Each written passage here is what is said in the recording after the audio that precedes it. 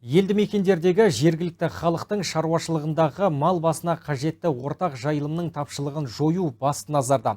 Осы бағыттағы атқарылып жатқан жұмыстар туралы Түркістан облысы әкімі Дархан Сатыбалдының төрағалығымен өткен апталық аппарат жиынында талқыланды. Облыс басшысы берілген тапсырманы өз деңгейінде орындамаған аудан қала әкімдерін қатаң сынға алды. Жиында ортақ жайылым жерлерді қайтару барысы туралы облыстық жер қатынастары басқармасының басшысы Ерғали Тілеген баяндады. Оның айтуынша есепті мерзімге аудан қала әкімдіктері тарапынан 110,5 мың гектар жайылым жер учаскелері мемлекет меншігіне қайтарылған.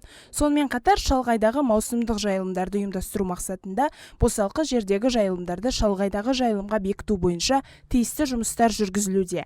Қазіргі таңда Келес ауданы Жамбыл ауылдық округі бойынша шалғайдағы жайылымға шығару жобасы әзірленіп, жұмыстар жүргізілуде. Негізгі осы 3 жылдың көлемінде осы ортақ жайылым мәселесі көтерілген. 21 жылы 135 мың гектар жер, 22 жылы 1 34 мың гектар жер, оның ішіндегі 600 мыңнан астамы меморандуммен, есептік мерзімнің 5 айында 110 мың гектар жер қазір мемлекет меншігіне қайтарылып отыр. Жалпы біздің шартты мал басын есептегенде біздің облысымыз ең бірінші орында, елді мекен жұртшылық шаруашылығындағы негізгі малдың басы 1 50 000 мыңды құрайды.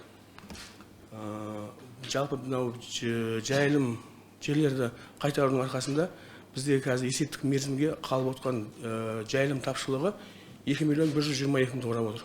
Шарада 2023 жылға ортақ жайылым көлемін 2 бағыт бойынша 15 мың гектарға ұлғайту жоспары бекітіліп, аудан қала әкімдіктеріне тапсырма берілді.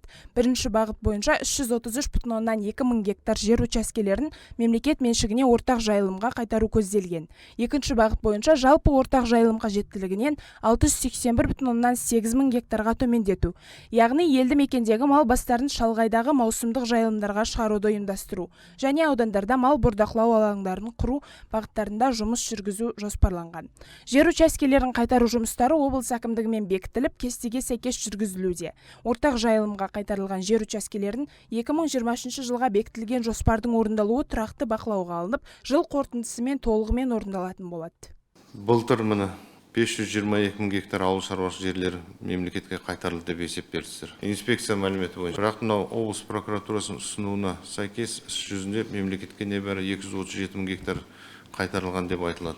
Значит, Бәйдібек ауданында орындалмады ғой? Иә, сол орындалмай шықты 2022 жыл мәлімет. 2022 жыл. Ал қалған мәліметтер толық нақтыланды, дәлелденді, прокуратураға жауап берілді. Айта кетейік, 2022 жылы елді мекендердегі ортақ жайылым көлемін 1012 гектарға ұлғайту жоспарланып, жыл қорытындысымен елді мекен тұрғындары 134,8 мың гектар ортақ жайылыммен қамтамасыз етілді.